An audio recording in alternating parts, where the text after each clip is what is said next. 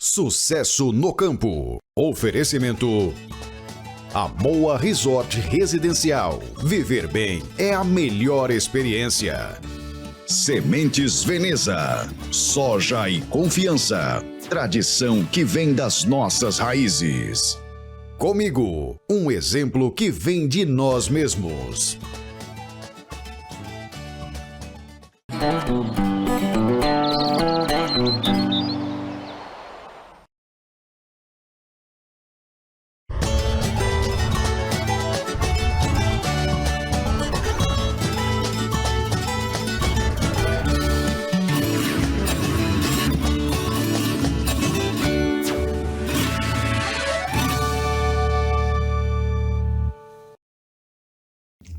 Terça-feira, 28 de abril, boa tarde para você. Olha, um zootecnista trouxe conhecimento e experiências que ele já vivenciou na prática bovina para os acadêmicos da Faculdade de Medicina Veterinária da Universidade Federal de Jataí. A Universidade Federal de Jataí participou do projeto de melhoramento genético Angus 40 graus e promove o encontro entre estudantes e especialistas responsáveis pelo trabalho. O evento aconteceu no auditório da reitoria, no campus Jatobá. Bom, esse aqui foi muito importante. Apesar de ter sido uma decisão rápida, assim, foi tudo montado rápido, não teve tempo de noticiar para a sociedade para aproveitar. Mas é que o IRIS da Fazenda Sacramento, que a gente acompanha desde 2019, ele teve a ideia de a gente alavancar rápido agora com o projeto. Então, e nesse projeto ele teve a participação do zootecnista, do Dr. John Mário, que é uma pessoa super conhecida no meio e super experiente. Então, para nós foi muito importante isso, poder mostrar para os alunos, apesar de ser rápido aqui, mesmo dentro da universidade, não teve tempo para divulgar. Mas foi muito importante porque mostra a realidade. A pessoa que tem experiência a campo junto com conhecimento técnico. Então, é técnica e campo reunida. Então, a oportunidade de disseminar para os alunos isso. Além de vincular como a fazenda está mexendo com animais aberdeenses e outras raças europeias. Tem ligação com rebanhos dos Estados Unidos. Então, a gente quer fazer um projeto que mostre que essa raça vai funcionar também aqui no Goiás, no Planalto Central. Agora a gente vai trabalhar, fazer as pesquisas, vai ter tema para TCC, vão ser diversos temas relacionados, vão ser diversos trabalhos. Até a gente pensa em abrir mais, vai ser taurino 40 graus. E nesse taurino 40 graus vai entrar Angus 40 graus, caracu 40 graus. Então, outras raças que vão participar do mesmo modelo, para verificar, para a gente avaliar a adaptação desse rebanho aqui, a resposta produtiva. Essa é a riqueza desse projeto, porque ele envolve a sociedade privada, que é uma propriedade privada que a gente está desenvolvendo o trabalho, envolve a universidade, envolve o desenvolvimento dos alunos, a formação dos discentes com os trabalhos de TCC e também o nosso conhecimento profissional e técnico junto, para alavancar e melhorar a produção dos animais no Centro-Oeste. Projeto Angus 40 graus, ele leva esse nome por conta do clima de Jataí, que já nós tivemos registros de até 46 graus no período do verão. E é uma ideia que nasceu principalmente de uma viagem minha aos Estados Unidos, onde a gente tentou trazer uma adaptabilidade a esses animais para viverem aqui no Brasil Central, possibilitando com que pessoas que têm interesse em criar a raça possam utilizar touros Angus puros, Slick Hair para monta natural cobrir a campo, trazendo maior rentabilidade, porque além de ser uma raça com carcaça boa, uma carne premium mais valorizada, e hoje é a raça que tem predominado nas exportações. Eu fui convidado pelo Willis, seguinte, como eu tenho uma experiência muito grande em raças nativas, adaptadas, eu vou trazer esse meu conhecimento de adaptados tropicalizados, tanto no Brasil como fora daqui, para ajudá-lo no projeto, coordenar o projeto do Angus, que é uma ideia nossa trazer, como o Angus tem, na verdade, uma variabilidade grande, trazer um Angus de modo que ele se fique mais confortável e mais produtivo dentro da pastagem tropical aqui no Brasil. Essa é a ideia. E fazer uma seleção em cima de características que desenvolvam nele um animal produtivo, mais funcional. A troca de conhecimentos ganha destaque na palestra do zootecnista Diomário Faustino sobre a criação de bovinos na Universidade Federal de Jataí. O encontro reúne teoria e prática, aproximando estudantes e profissionais das novas técnicas e desafios do setor e reforça a importância do diálogo para o avanço da pecuária. Na palestra Dois Dedos de Prosa sobre pecuária bovina, os acadêmicos dos cursos de veterinária e zootecnia da UFJ tiveram a oportunidade de conhecer experiências vivenciadas na pecuária. Eu vim trazer para eles um monte de informações, principalmente informações que não existem ainda em literatura, informações de observação prática do que a gente vê, muita coisa que era uma mentira, virou verdade, coisa que era verdade não é tanto assim, tem coisa que não tem tanta consistência na prática. Então, eu peguei... a conversa é jogar tempo, falando sobre balinos, bovinos, a arte de produção, baseada em cima de resultados práticos, né? Porque sempre tem que focar um bicho mais funcional possível. Então, eu sempre uso sempre para que resultados são sempre os melhores argumentos. Então, a nossa ideia é trazer aqui uma prosa montando exemplos e contando uns causos, nossas ideias, de tudo que eu vivi durante esse tempo, em cima de coisas que eu vi que coisas que deram muito certo, outras que deram errado. Conhecimento é poder, né? A função da universidade é criar mentes pensantes. Então é importante que essas pessoas tenham visões diferentes de produção, a mais diversa possível, para elas mesmas tomarem as próprias decisões. Não precisa ser catequizado por professor ou ideia de pensamento nenhum. Que elas tenham todas as exposições possíveis e elas chegam às suas conclusões. Então o meu viés de pensamento não é muito convencional, mas eu contesto muitas coisas que é convencional e que não funcionam. Entendeu? Sempre valorizo as coisas que funcionam, mesmo sendo convencionais ou não. Então é bom trazer um modo diferente que as pessoas verem as coisas, para poder dar uma chacoalhada e pôr o cérebro para funcionar um pouco mais. A troca de experiências prepara os acadêmicos para os desafios do campo e fortalece a formação profissional. Bom, é muito importante essa parte de melhoramento genético, essa parte dele está falando. Ele é especialista em várias áreas, conheceu diversas raças de taurinos, zebuínos. Então, a gente ter a oportunidade de conhecer ele, ter essa mesa redonda, fazer perguntas, trocar ideia diretamente com ele, ajuda bastante a nossa formação. A gente consegue pegar nosso conhecimento teórico de melhoramento genético, de genética na sala de aula e na prática, a gente conhecer na prática isso. Acho que também oportunidades também de estágio, conhecer outras áreas, conhecer, ele disse que já foi para os Estados Unidos, já disse que já foi para o Paraguai, conhecer então diversas áreas, é muito bom isso.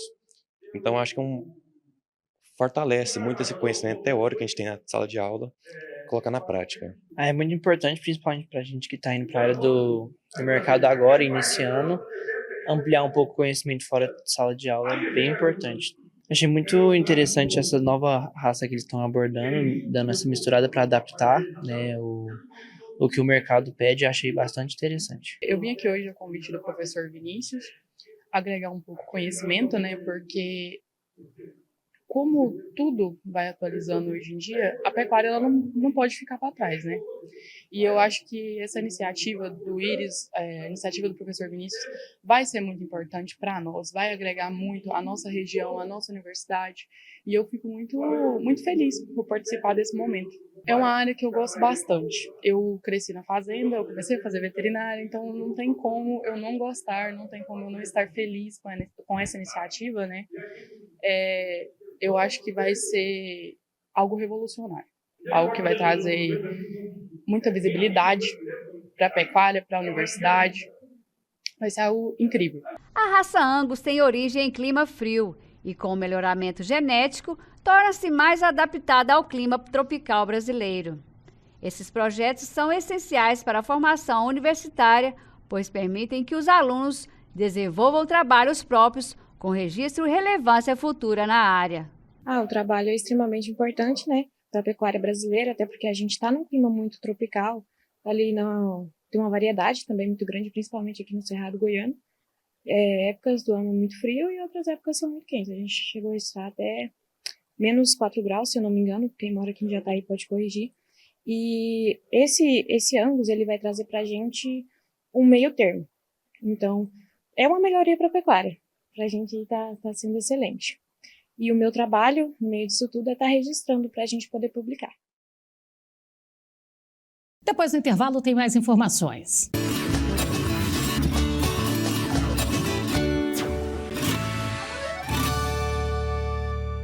Faça seu imposto de renda render mais sorrisos. Na hora de declarar, é só destinar parte do que você pagaria ao governo para os fundos de apoio às crianças, adolescentes e idosos de Rio Verde. Procure o seu contador para fazer esse ato de empatia e solidariedade. Não custa nada, mas vale muito para quem precisa. A sua ajuda deixa meu dia mais feliz. Uma campanha do Fundo Municipal dos Direitos da Criança e Adolescentes e Fundo dos Direitos da Pessoa Idosa. A Agrotécnica Buriti atua no mercado agropecuário e leva soluções às demandas dos produtores. Com sede em Jataí, Rio Verde e Paraúna, atendemos nossos clientes e parceiros com excelência, honestidade, simplicidade e a melhor oferta em soluções agronômicas para a sua lavoura. Nossa proposta é oferecer o melhor portfólio com equipe de profissionais capacitados para entregar aos nossos clientes as soluções técnicas e melhores resultados. A Agrotécnica Buriti, plantando inovação e colhendo sustentabilidade.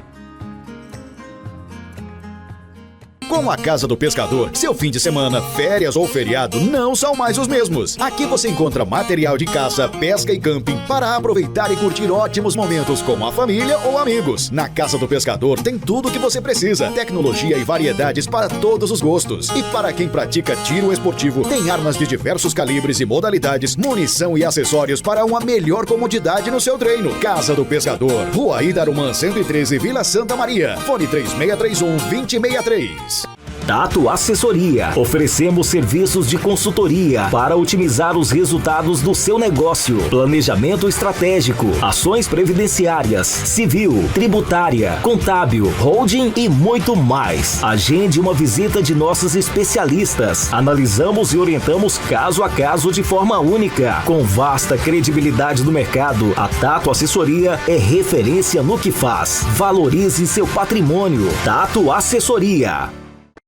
As sementes de soja Comigo são o princípio da boa produtividade, com produção própria e um amplo portfólio de cultivares de grandes parceiros. Variedades HO, Monsoy, Soitec, Brasmax e diversas outras, além do tratamento com as linhas Singenta, Basf e Corteva. Cultivares de alto potencial, com ciclo produtivo ideal para o perfil da nossa região, para maior rentabilidade e a garantia de qualidade. Comigo. Sementes Comigo. A confiança faz a diferença.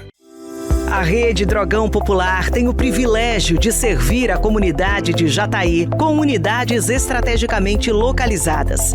4 locais, 4 pilares de confiança, prontos para atender às necessidades de saúde e bem-estar dos moradores de Jataí e região.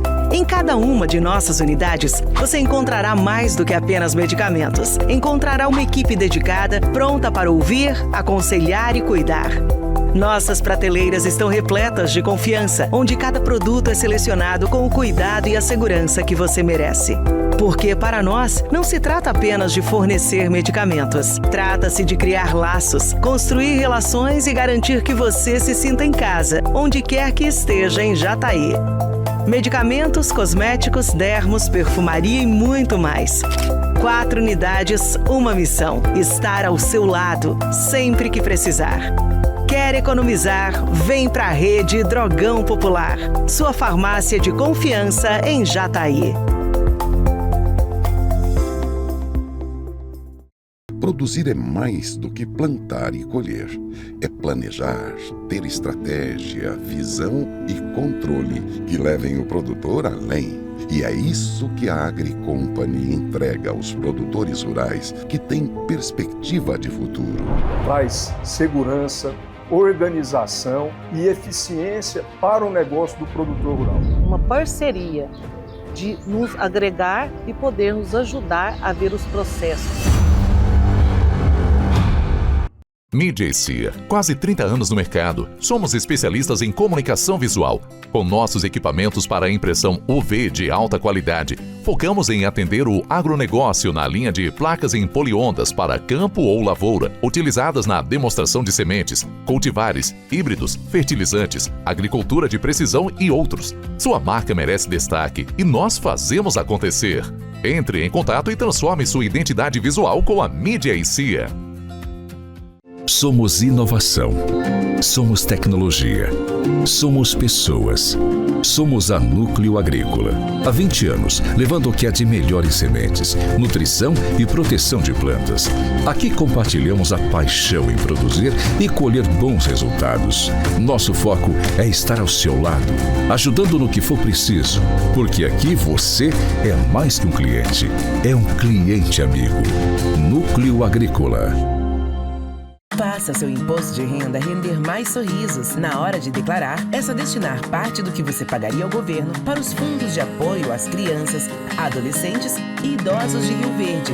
Procure o seu contador para fazer esse ato de empatia e solidariedade. Não custa nada, mas vale muito para quem precisa. A sua ajuda deixa meu dia mais feliz. Uma campanha do Fundo Municipal dos Direitos da Criança e Adolescentes e Fundo dos Direitos da Pessoa Idosa. A Sementes Veneza nasceu no coração de Goiás para oferecer sementes de soja de qualidade com vigor, sanidade e alta germinação. Mais que produzir sementes, é uma parceira dedicada ao crescimento do produtor rural através da genética, tecnologia e atendimento personalizado. Sementes Veneza, soja e confiança, tradição que vem das nossas raízes. Nós já falamos da moda, do agro. Agora, as bolsas. Essas também são do agro. Se você estuda ou lê, também é agro. O agro veste, o agro calça e o agro ensina. O Brasil é agro e o Brasil é nosso. Acompanhe as dicas do Riquelme. Me siga no Instagram.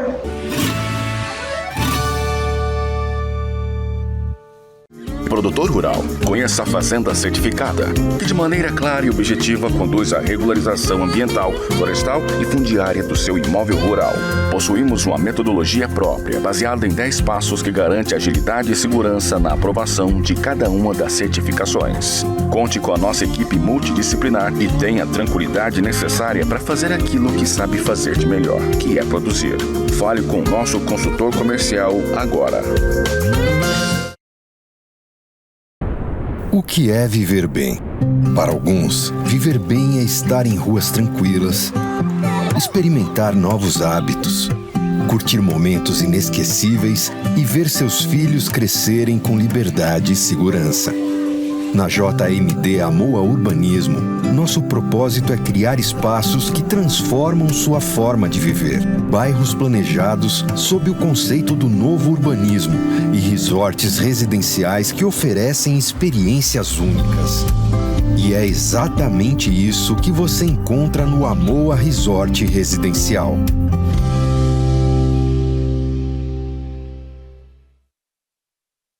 No campo, antes do plantio, existem incertezas e existem decisões. Quem produz sabe, a lavoura responde. Mas interpretar cada sinal exige experiência e exige segurança. Há mais de 25 anos, a Casa Fértil escolheu estar perto. Porque produtividade não nasce apenas da técnica, nasce da confiança, da responsabilidade de caminhar ao lado de quem carrega todos os dias o desafio e o orgulho de produzir. Casa Fértil, conexão que gera confiança e resultados.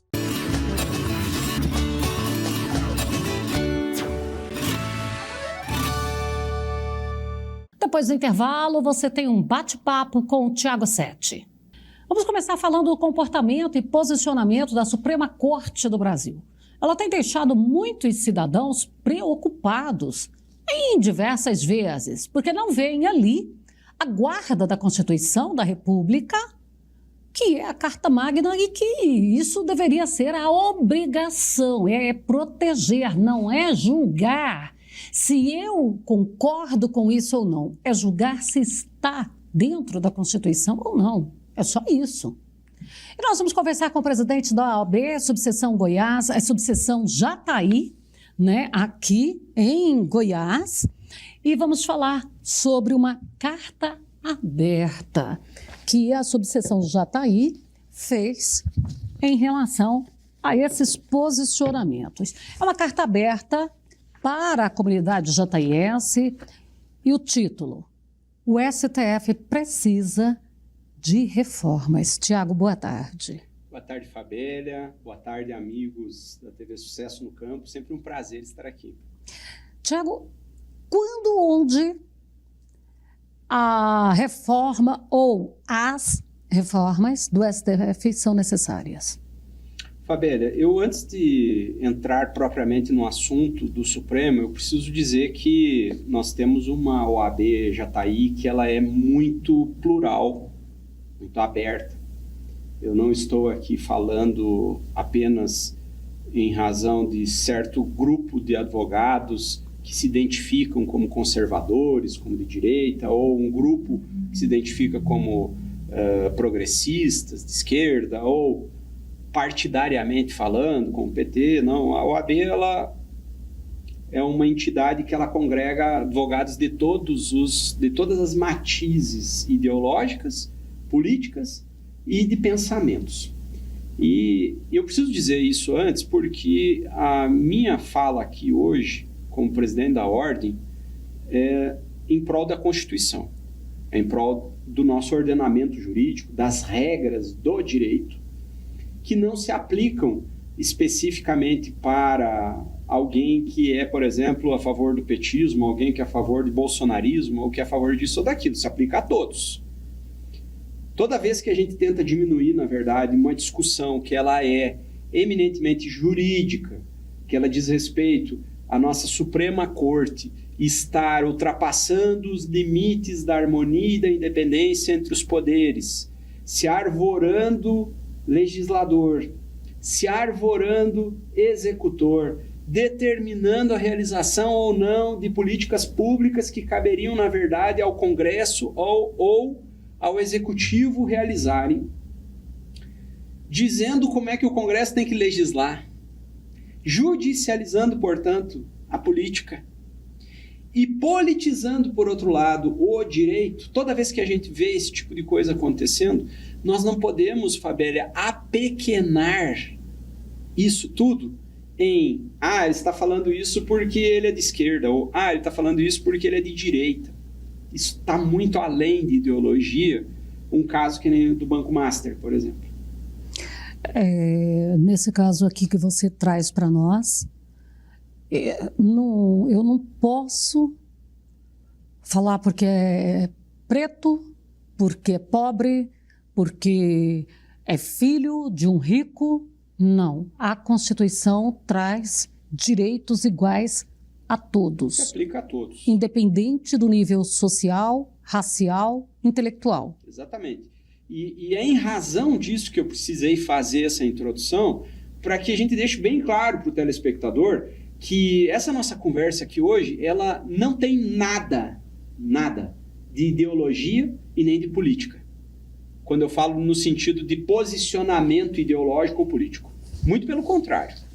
Porque no momento em que a gente defende aqui que um ministro da Suprema Corte, um ministro do STF, ele tem que se comportar como qualquer outro juiz do Brasil, porque a ele também se aplicam as leis do Brasil, por mais óbvio que isso possa parecer, da gente ter que dizer que as regras de imparcialidade, de impedimento, de suspeição, de que ele não pode julgar um processo em que a esposa dele é a advogada da parte, de que o outro ministro não pode julgar um processo em que o filho dele advoga para alguém ligado ao Banco Master, de que o próprio ministro que foi num evento com whisky Macallan, com charutada lá em Londres, ele não pode julgar processos que envolvam essas pessoas com as quais, inclusive, ele detém negócios lá num resort. Então, veja bem, ultrapassa uma questão de ser uma fala ou um pensamento de esquerda e direita. Os ministros do Supremo, Fabiana, eles saíram da caixinha já tem algum tempo, e agora os absurdos estão acontecendo e ninguém consegue colocar eles de volta lá. Bom, então vamos... aqui tem vários tópicos nessa carta, tá? Só para que nossos telespectadores tenham ideia, ela é numa escrita aqui Arial 10, talvez, não sei, ou 11. As 2 páginas são completinhas, né? Com a assinatura de toda a diretoria da OAB Subseção Jataí.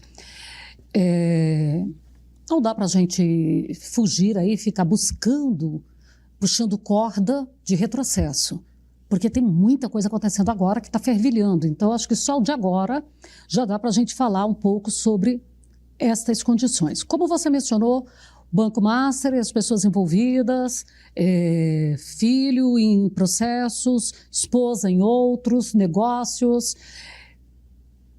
Não tem como ter uma saída decente. Mas, na pior das hipóteses, o melhor caminho seria pedir afastamento, saída do STF, correto? Assim, é tão grave a situação que o próprio presidente da República agora vem dizendo que conversou com o Dias Toffoli há um tempo atrás, dizendo, olha, os casos que envolvam o Master você não deve julgar. A pessoa que nomeou ele, inclusive, né? O próprio presidente da República em outro mandato. Então, assim, eu me causa uma incredulidade, porque se fosse em qualquer outro país minimamente... democrático, civilizado, isso já ultrapassou, porque não são votados esses ministros. Lá nos Estados Unidos funciona muito bem, foi lá que o Rui Barbosa copiou para a nossa Constituição aqui, mas lá a sabatina de um juiz da Suprema Corte, Fabério, dura 1 ano. E eles apertam o ministro de tudo que é jeito. Aqui, a sabatina de um ministro, ela dura 1 tarde e é uma rasgação de seda. É Vossa Excelência para cá, Vossa Excelência para lá. Nossa, Vossa Excelência é uma pessoa fantástica, o seu currículo. Ficam falando baboseiras, fazendo com que o nosso dinheiro público, o nosso dinheiro suadamente colocado nos cofres públicos, vire uma sessão de palhaçada. A sabatina não serve para nada aqui no Brasil. Ela não é sabatina. Ela é uma mera confirmação de uma decisão do presidente da República. Apenas isso. E eu tento fazer ainda a minha carteirinha para eu entrar lá com esse ministro que está chegando. Sim, exatamente. A pessoa faz o meio de campo, porque quem vai julgar o Senado já é justamente o Supremo Tribunal Federal, esses ministros. Então, de certa forma, a gente já tem um toma lá da cá, infelizmente, né? É uma sessão de beija-mão que o candidato ele vai lá no Congresso pedindo para cada um dos senadores que aprovem o nome dele. E o que a gente tem aqui? Nós estamos diante de um caso em que nós temos vários ministros. Aí agora o Gilmar Mendes resolveu fazer uma campanha de perseguição. Não, eu achei aquilo um absurdo. Em relação ao relator da CPI, né, do crime organizado, que tudo bem, a CPI ela esticou o objeto para além do que deveria, né? Não deveria ter ido para o assunto do Banco Master, mas é um caso que requer uma CPI própria, caso do Banco Master. Mas ele demanda uma CPI própria e ela demanda, eu vou além, demanda vergonha na cara. Porque são servidores públicos que dizem assim, não, para mim o Código de Processo Civil, na parte da imparcialidade, não se aplica. A minha mulher pode ser advogada no processo e eu vou julgar e está tudo bem. O Código de Processo Penal diz, o juiz não pode julgar quando o advogado está como parente de alguém ali. O advogado é parente do julgador. Vai lá e diz, não, o Código de Processo Penal, para mim, ministro Supremo, não se aplica. Então, eu vejo assim, existem instituições, como a própria OAB Federal, Fabélia, que disse assim, não, nós precisamos criar um código de conduta para os ministros Supremos. Não precisa. Com todo respeito ao Conselho Federal, que a propósito não me representa, aqui na base da advocacia, a advocacia não se vê representada pelo Conselho Federal. E está na hora dos dirigentes de ordem também tomarem essa postura de dizerem isso publicamente. Porque desde quando é necessário criar uma lei, quando já tem uma lei que deve valer para os ministros supremos? Desde quando o ministro supremo não é juiz agora, para não se aplicar a lei para ele? Agora é super-homem? Ou no caso aqui, super-vilão?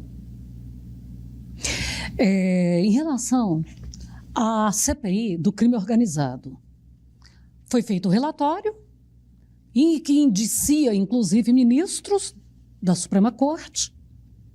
E o ministro rejeitou e disse que houve abuso de poder e que, se candidatarem, eles serão inelegíveis por abuso de poder. Quem é o ministro do Supremo que não foi provocado? E aqui é um outro ponto, Fabélia, em que nós temos aí os ministros supremos sendo acusadores, sendo vítimas, sendo julgadores, sendo executores. O devido processo legal não existe. O regimento interno do Supremo Tribunal Federal ele vale mais do que qualquer outra lei do Brasil. Ele vale mais do que o Código de Processo Penal, ele vale mais do que a Constituição Federal. No Brasil, a gente tem na Constituição um sistema muito claro de posições. O que o juiz faz? Ele julga. Para ele julgar, ele tem que ser neutro, ele tem que ser imparcial. Como é que ele vai julgar sendo parcial? Que justiça é essa? É isso que o cidadão espera de um julgador? Qual é a posição do Ministério Público? Um órgão acusatório, desde que haja elementos. Qual é a posição do advogado? Uma pessoa que vai fazer a defesa do acusado. Cada um tem uma posição definida. Agora, quando o julgador ele é também a vítima, ele também é o acusador, e ele também é o julgador, e ele também é o executor das decisões dele, ele perdeu completamente a posição de quem tem isenção para poder julgar. E aí a gente vai além disso. Se ele não tem isenção para ele poder julgar, quem que julga ele? No nosso sistema brasileiro, nós não temos uma pessoa que julga o Supremo. Ah, não, desculpa. Foi mal. Fabélia. Tem o Senado. Mas o Senado não quer julgar o Supremo. Pois é. Aí a gente está acompanhando esses limites à atuação judicial que eles acabam não sendo alcançados. Justamente porque lá, num congresso de 81 senadores, acho que teve 78 que apoiaram lá, que foram votando em favor do STF. Por quê? Uma coisa a gente precisa também deixar muito claro. Eu penso assim, o Supremo Tribunal Federal, a instituição do Supremo, ela é essencial para o Brasil. A instituição do Supremo. O que nós estamos tendo são problemas com ministros do Supremo. A pessoa que está ocupando o cargo nesse momento. As condutas deles, inclusive. Nós vamos nem falar das pessoas, vamos falar das condutas. Como ministro. Exatamente, porque é inadmissível que você tenha, que você acredite que não tem problema nenhum que a sua esposa seja advogada num caso que está sob julgamento lá. Ah, mas o regimento interno fala que pode. Que regimento interno é esse que se sobrepõe à lei? E quem deve estabelecer a lei é o Supremo? Ou não deveria ser o Legislativo? Não está tendo uma invasão de competência do legislador? Para a gente fazer com esse detalhe que você falou, que é um regimento que atropela a lei, seria como eu fazer um regimento interno aqui para os meus colaboradores e que desrespeita a lei trabalhista. CLT, por exemplo, desrespeita a CLT e está valendo. E bora. Isso aí a gente sabe, nunca valeu. Exatamente. Então, assim como o município põe uma lei que não pode ultrapassar do Estado. Exatamente. Ou a da federal também, porque aí o Estado bota dentro uma lei... Dentro da competência do que pode, tem certas coisas que o município pode regular. Mas aí a própria Constituição diz o que pode e o que não pode. A questão aqui é, desde quando um regimento interno vai se sobrepor a uma lei geral que se aplica para todos? Lei federal, estamos falando aqui de matéria processual, que diz respeito, inclusive, à independência e à imparcialidade dos magistrados. O artigo 94 lá da Constituição ele é muito claro em estabelecer garantias para os julgadores, para os magistrados, que, ao fim e ao cabo, toda a doutrina que escreve sobre isso, o os escritores do direito, eles são muito claros, Fabela, em dizer que aquilo, na verdade, não serve para que o magistrado ele se torne blindado, que aquilo lá vai servir de colete de balas para ele. Não é a prova de balas. Não é isso. Aquilo ali é feito em prol da sociedade. Então, quando você tem essa promiscuidade de festas bancadas aí pelo Banco Master, com congressistas nus em piscina, prostitutas, etc. E tudo pago indiretamente com dinheiro público. E a gente vai dizer que o Supremo está tudo bem, e daí vem o outro ministro lá, não, nós somos solidários. Meu amigo, que país é esse? Que vergonha alheia. Aí depois vem o Supremo querer dizer que a situação lá no Rio é caótica. Mas tire a trave do seu olho primeiro para querer falar do cisco do olho do outro. Em que momento que você entende, presidente, que o Supremo começou a mandar e desmandar? Olha, Fabélia, já tem algum tempo que isso vem acontecendo. Me parece assim, até esses tempos eu comentei, olha, eu acho que a gente está diante de uma situação que não é de agora, mas que eu vejo ministros do passado que devem estar se remoendo no túmulo, revirando no túmulo. Pessoas que nem o Paulo Brossard, que foram defensores, foram constituintes de 88 e que foram defensores, né, de um Estado de Direito em que a lei se aplica a todos indistintamente em uma república, res publicae, res coisa, pública, ou seja, não é minha, não é do outro. Não posso fazer do jeito que eu quero, eu tenho que me submeter ao império da lei. Eu vejo pessoas assim, imagino que pessoas como Paulo Brossard devem estar se revirando no túmulo. Mas nós percebemos que essa escalada desse autoritarismo pelo Supremo Tribunal Federal, autoritarismo que inclusive contraria, porque a Constituição Federal ela diz que ele é o guardião da Constituição. E quem é guardião não é dono, Fabélia. Não pode fazer o que quer, do jeito que quer, da interpretação que quiser. Nós temos várias situações em que existe lei regulando certas matérias da vida comum da sociedade. E vai lá o Supremo e diz não, vai ter que ser desse jeito. Eu entendo que o Supremo ele tem que ter uma conduta de ativismo judicial quando não há legislação sobre aquele caso que precisa ser dada uma solução para o cidadão que bate a porta do judiciário. Precisa haver ativismo para aquele caso de omissão legislativa, a lacuna da lei.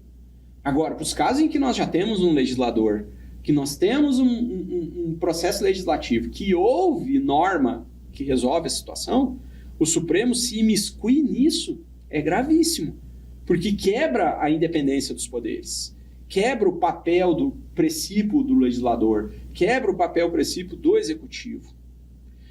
E essa escalada ela aconteceu de poder do Supremo cada vez mais vindo com força, creio eu que a partir da criação da TV Justiça e do Mensalão.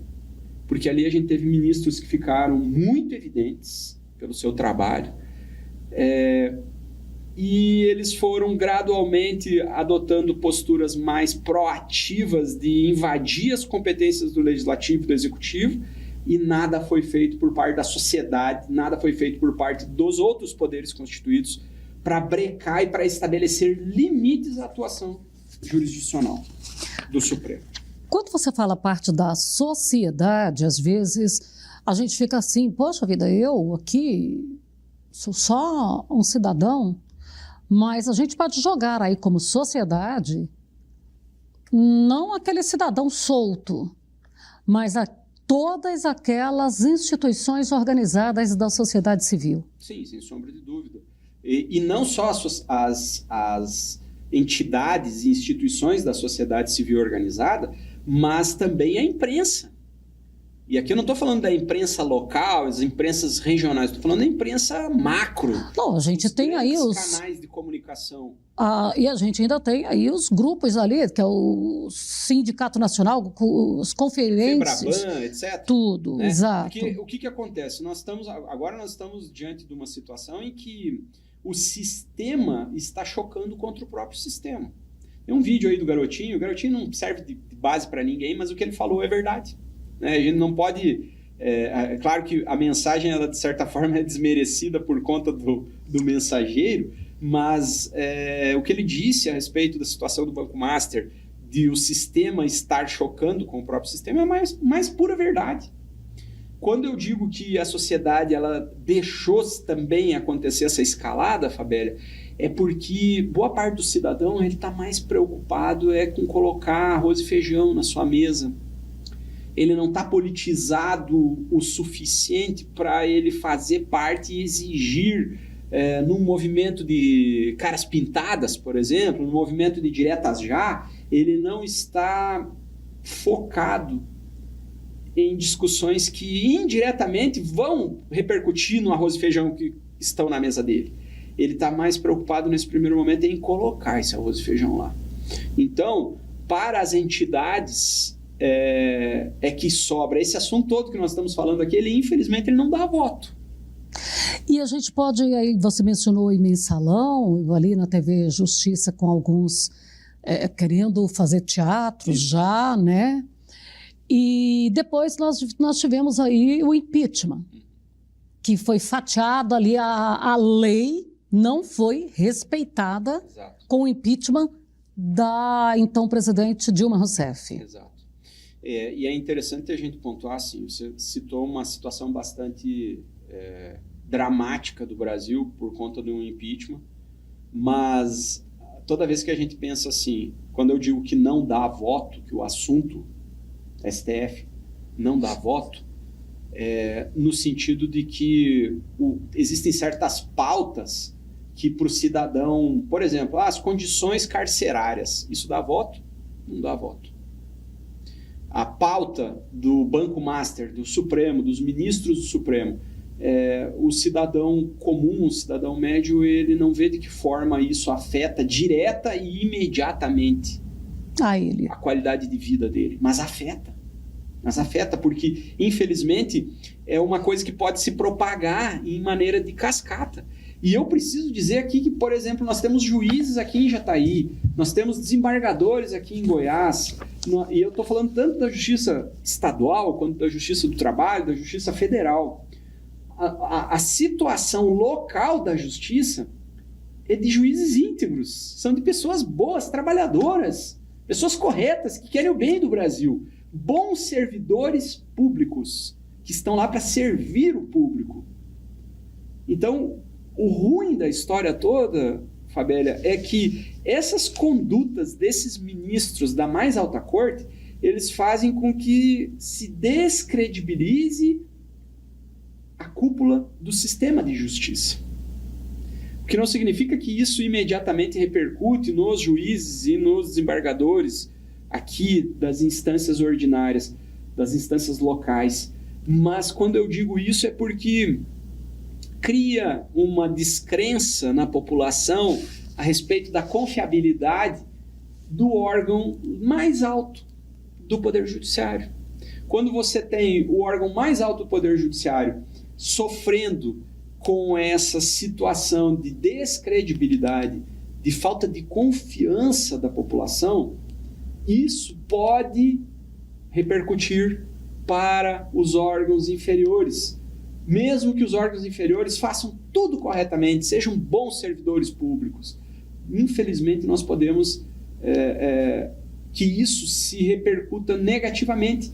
Então, quando nós conversamos em conversas privadas, né, com julgadores, com juízes de primeira instância, com desembargadores, como eu fiz recentemente, com promotores de justiça e com outros advogados, o sentimento é um só. O sentimento é de que nós estamos com uma cúpula do Poder Judiciário, do Supremo Tribunal Federal, que é quem dá a última palavra sobre a legislação mais importante, sobre a qual nenhuma outra pode preponderar, que é a Constituição Federal, nós estamos com um sentimento de desamparo, de que aqueles ministros não representam um ideal de ética, de boa-fé, de respeito à coisa pública, à moralidade, Fabélia. Não há esse sentimento sendo correspondido pelas condutas desses ministros do Supremo, o que não se deve apenas à questão do Banco Master. Se deve a querer ser acusador, julgador, vítima, tudo. Se deve ao descumprimento, ao devido processo legal. Se deve ao descumprimento de prerrogativas da advocacia, que está tendo seu direito de sustentar as suas razões de forma oral nas sessões de julgamento, às vezes tolhido. Se deve a uma necessidade de se repensar o sistema de nomeação dos ministros para o Supremo Tribunal Federal, e se deve a uma necessidade de um controle externo mais efetivo, porque hoje, infelizmente, o que nós temos lá é um Estado judicial de direito e não um Estado democrático, constitucional de direito. Quero aproveitar aqui que a gente está falando de servidores públicos e a gente mencionar que o doutor Sérgio, juiz de direito que atuou muito tempo aqui em Jataí, né? Sim. Foi agora elevado a desembargador, é isso, né? Quase 3 décadas aqui de juiz aqui em Jataí, só em Jataí, quase 3 décadas, né? Ele entrou aqui em Jataí em 99, se não me engano, e é uma pessoa exemplar, um servidor público correto, cumpre os prazos processuais, o gabinete dele, o cartório lá da primeira vara civil, funcionam redondinhos. É um exemplo como juiz para os demais juízes, não porque ele é o decano dos juízes aqui em Jataí, mas eu tenho orgulho de dizer que eu tive a oportunidade de conviver com ele como dirigente de ordem nesse período justamente agora da promoção dele, que vem de maneira muito merecida essa promoção dele. Ele é jataiense de coração, né? Assim como eu, sou jataiense de coração também. Doutora Gláucia, a promotora de justiça, esposa dele, vai continuar trabalhando aqui em Jataí.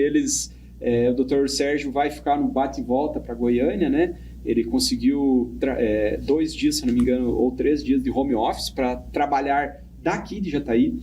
Só lembrando, esse home office não é ficando em casa de bermuda, não. Ele vai trabalhar até porque o serviço dele vai agora crescer muito mais. Ele sendo desembargador, ele julga o estado inteiro, né? Em grau recursal ele vai julgar. E nós temos assim uma pessoa que a gente deseja muito sucesso para ele. Agora à tarde tem uma despedida para ele lá no fórum. Na quarta-feira de manhã nós temos um café da manhã de despedida para ele na sede da OAB, às 8h30, para os advogados, estagiários inscritos. Então, é uma pessoa que a gente fica muito feliz que representará Jataí no Tribunal de Justiça, assim como o doutor Altamiro, que também agora é desembargador, né? Representa Jataí com muita galhardia. São 2 magistrados aí que dão orgulho para a advocacia, para o cidadão jataiense fazerem parte do Poder Judiciário.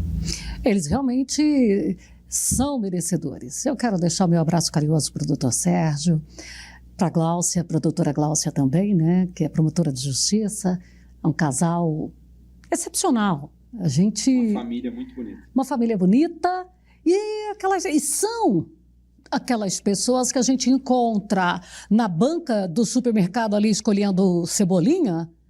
O relacionamento é você encontra na padaria o mesmo, se estiver no shopping da mesma forma.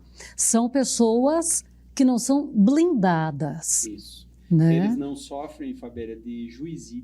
Pois é, sabe, eles têm condição de permear na sociedade, eles podem andar na rua. Exatamente. Coisa que alguns não podem, né? Eu falo sempre assim, eu acho que Jataí é abençoada pelo fato de nós termos juízes aqui que são pessoas humildes, pessoas com muito conhecimento jurídico, são pessoas com conhecimento de cultura, inclusive, né? E justas? Porém, apesar de saberem muito e terem muito conhecimento, são pessoas, aspas, humanas, né? Não se acham mais do que ninguém. Dr. Sérgio, doutora Glaucia, como você falou, são pessoas que a gente encontra aqui e ali e mantêm a mesma postura na vida pessoal, na vida profissional, não sofrem de juizite, não têm recalques de se sentirem ou de se acharem mais ou menos do que ninguém. A gente falou aí daqueles momentos principais em que foi marcando aquela derrocada de Congresso no todo, Judiciário, que começou a deixar o STF decidir. Nós falamos aí de mensalão, falamos de impeachment, mas teve mais, né? Teve muito mais.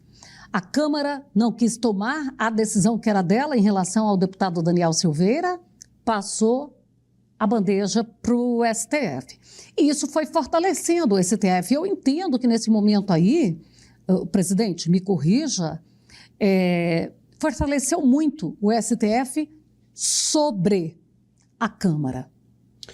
Toda vez que a gente tem aí um órgão que ele não sofre controle superior, a probabilidade ou a possibilidade de se ter arbitrariedades sendo cometidas por um órgão que não se sujeita a ninguém, ele é o órgão que interpreta o texto legislativo mais alto da nossa hierarquia de ordenamento jurídico, que é a Constituição Federal, é quem dá a última palavra sobre o texto mais importante, então, e que não há um órgão de controle das decisões dele, existe um órgão de controle se caso algum ministro cometa crime político ou um crime para você ter uma ideia, o crime comum, o próprio Supremo é quem julga o Supremo. Crimes comuns. Então, o que acontece, Fabélia?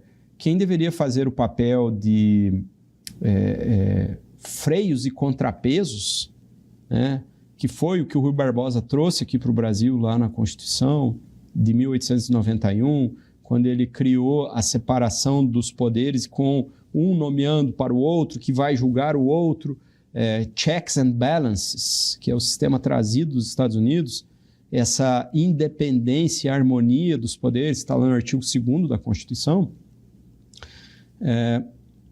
O Congresso, para ser mais específico, o Senado Federal, ele deveria ter adotado uma posição, ter se posicionado, melhor dizendo, de que forma que essas ingerências do Supremo, elas não aconteceriam. Só que no momento em que o próprio legislador, ele diz, não, eu não vou me manifestar, ou eu estou deixando a critério de outro órgão, não existe vácuo político. Alguém vai ocupar esse espaço, né? Quando a gente vê, por exemplo, a situação, tem um caso agora, bem recente, lá da cassação do governador do Rio de Janeiro, né? Aí o TSE, no mesmo dia, o TSE, que é composto por ministros do Supremo, né? A Carmen Lúcia, por exemplo, o Nunes Marques, estão lá no TSE. No mesmo dia são publicadas 3 emendas diferentes, uma dizendo que cassava, outra confirmando que cassava, mas com algumas mudanças, e uma terceira dizendo que não cassava e dependia de verificar se... E aí o caso vai para onde? Quem que está acima do TSE? O Supremo Tribunal Federal, que é o último.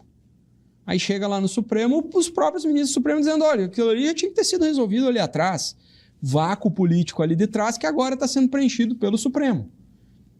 Mas quando o Congresso deixa um vácuo político, vem Supremo. Quando o presidente da República deixa um vácuo político, Supremo. E a gente tem visto essas falhas aí com muita frequência, né? Porque o presidente Jair Bolsonaro deixou o Supremo mandar até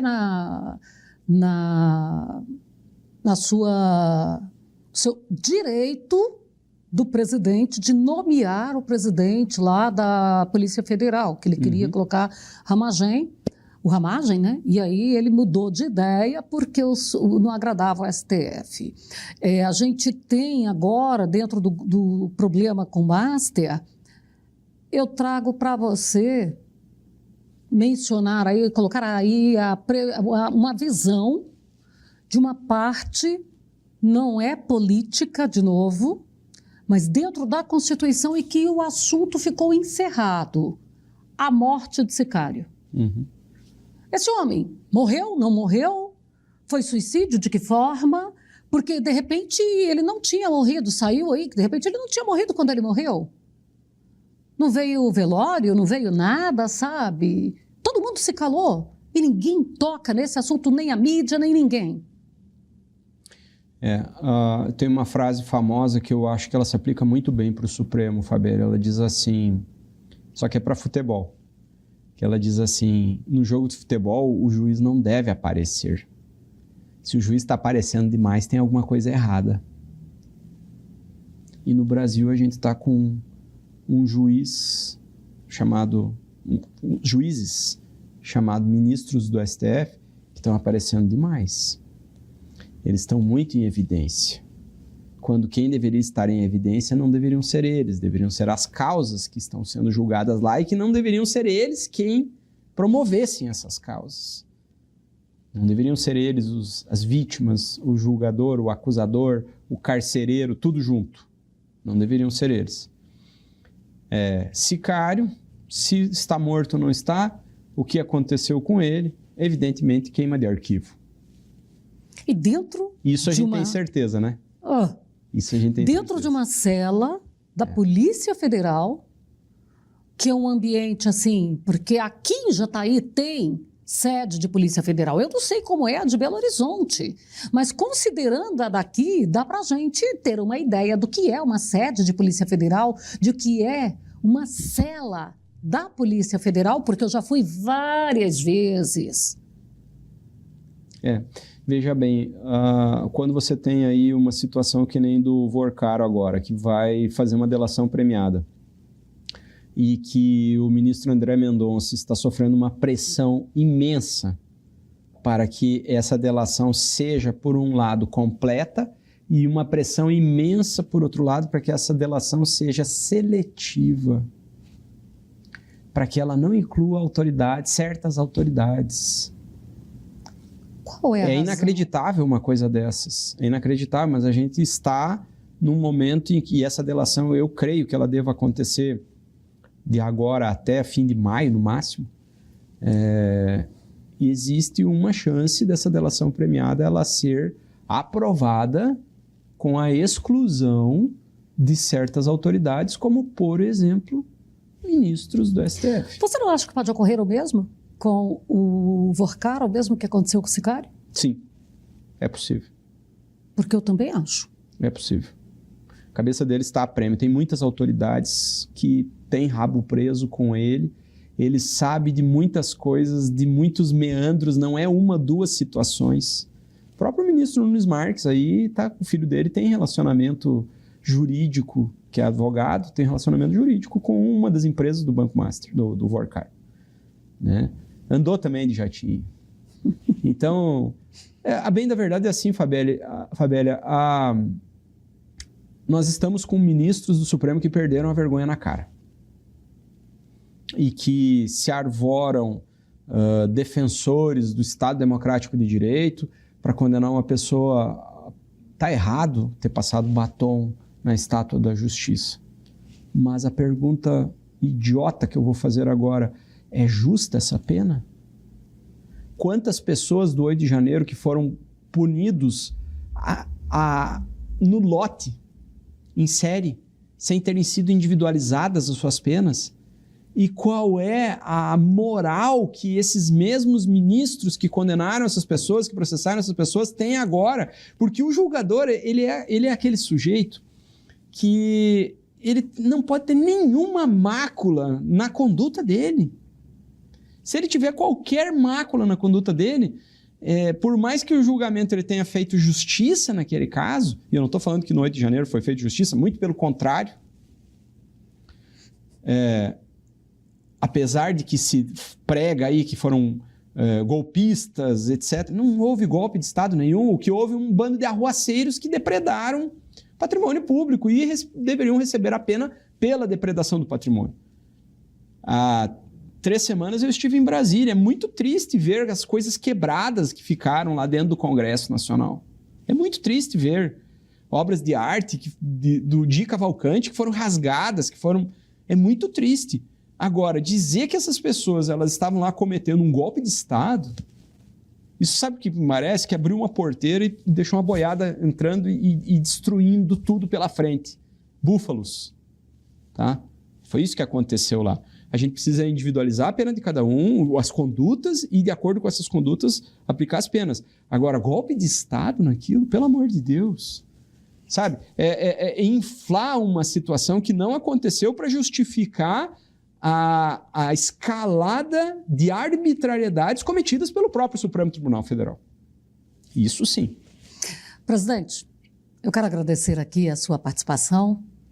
Obrigado. E o tema, eu acho que foi bem posicionado. Não estamos falando de opiniões ideológicas e políticas. Constituição é o que ela pede. Muito obrigada. Tenha uma boa tarde. Fabélia, eu queria só dizer uma última coisa, se você me permite, se o tempo me permite. Se eu fosse presidente da OAB Federal, eu já tinha acionado os órgãos internacionais, porque essa violência que nós estamos sofrendo na Constituição Federal por órgãos do próprio Poder Judiciário, isso é uma violação sistemática de direitos fundamentais. Eu já teria acionado a OEA, eu já teria acionado a ONU, porque o que está acontecendo aqui no Brasil é uma quebra, justamente, do Estado Democrático de Direito por um poder que se arvora acima de tudo e de todos. Muito obrigado. Estou sempre à disposição aqui da TV Sucesso no Campo. Sucesso no Campo. Oferecimento Amoa Resort Residencial. Viver bem é a melhor experiência. Sementes Veneza. Soja e confiança. Tradição que vem das nossas raízes. Comigo, um exemplo que vem de nós mesmos.